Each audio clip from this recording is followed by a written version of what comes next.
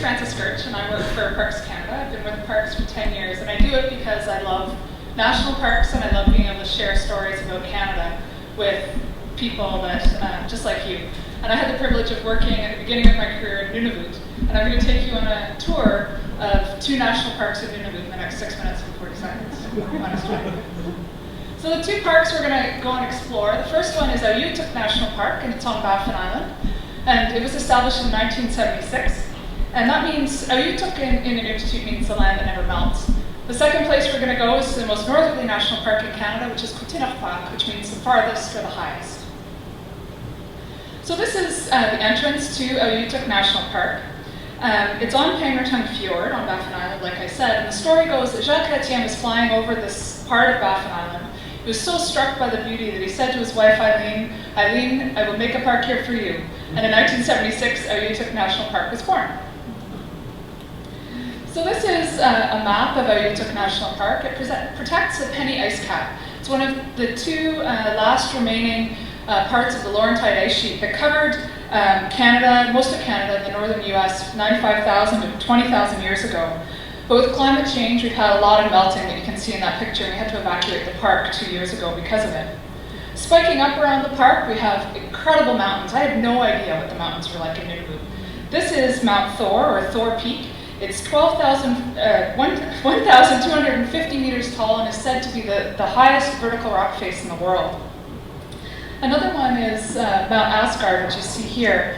It's probably one that you might know from The Spy Who Loved Me. And James Bond, at the beginning, there's a big ski race. It's on YouTube. It's really totally retro now. And a stunt man jumped off the top of that, base jumped off the top of it. And I met this man that you see there. That's 1953 when Hans Weber first climbed. You can see the rope he's using, climbed Mount Asgard. And when Hans Weber was up on Baffin Island, he took photos and, believe it or not, video footage of Pengertung. And these are some of the photos that he shared with me. And that little boy there is somebody I'm going to tell you a story about. This is him. This is Paul Martin, obviously, and Billy Atuanga. Billy now works for Parks Canada. In 1953, he was living in a sealskin tent, living with dog teams. Now he uses Facebook. He's a Habs fan, and he sends me digital photos every other day. So you have to wonder about, the change in Canada's north over the last while. So this is the national park. This is Akshayuk Pass, and this was named for Billy's grandfather.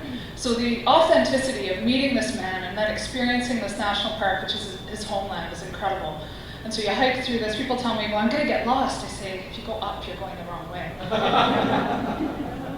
One of the most photographed parts of Auyutuk National Park is the Arctic Circle cairn that you see here. And everybody has photos of this. You get crowds of them. And unfortunately, it's not quite in the right place. Please don't tell me. It's just a couple hundred meters down. It was put up for Jacques Chirac and Jean Chrétien to go for a little visit. They had to land a helicopter there.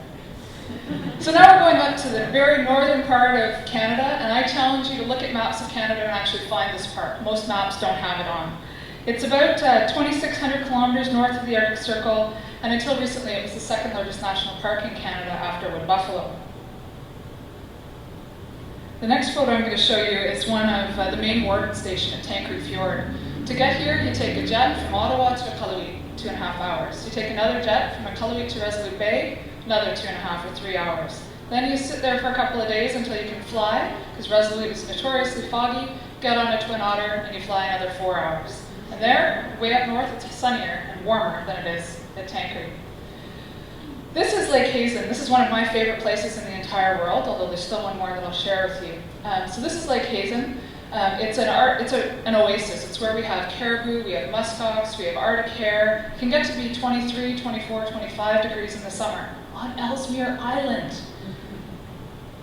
This is a picture that I took. That's my tent. This is July 1st at about 11 p.m. And we left from the base of the mountain you see in the background, and we hiked on that ice. It's candled, and I'll tell you, I've never scared or put one foot in front of the other, but it was one of the most incredible experiences I had. As I was walking along the shore on that hike, I tripped over this. Take a look at what you're looking at. That's a deciduous leaf. Have you seen any trees in any of the pictures that I've shown you? There are none, and we're glad because they spoil the view. But this is about a salad plate size fossil from the Eocene era, which is a long time ago. Not going to give you a lesson there. This is now right at the northern part of the park. This is Ward Hunt Island. So a few years ago, at Ward Hunt, you can see that there's landfast sea ice right here, and that ice has been there for years and years. These researchers were there doing research, and they noticed this huge crack. That slide now is being used in An Inconvenient Truth that was put together by Al Gore to illustrate climate change. And this is, I'm never going to be able to tell you the whole story, but this is incredible. That's Peary and Greeley. These are two explorers that went to one of my favorite places in the park, which is Fort Conger, trying to find the highest north in the late 1800s.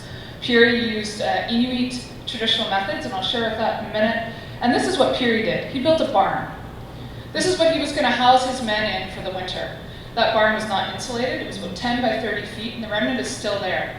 These men could not stay warm. They wore wool, they ate canned food, and only 7 of the 27 men on his expedition survived. I always get that wrong. But this is what Peary did. He tore down that barn, and he had Inuit with him. And he took the Inuit traditional housing knowledge and made low, small structures. They had sod over them. In the winter, they buried them with snow. And all of the men on Peary's expedition survived. It's a testament to Inuit Kayumayatukamit, which is Inuit traditional knowledge. And those stories I tell you are some of the most incredible I've ever heard or read. And this is some of the places that you can get some more information. I highly recommend all of those books to let you know more and get a glimpse of a place that's yours. Those national parks belong to each and every one of us. So thank you very much.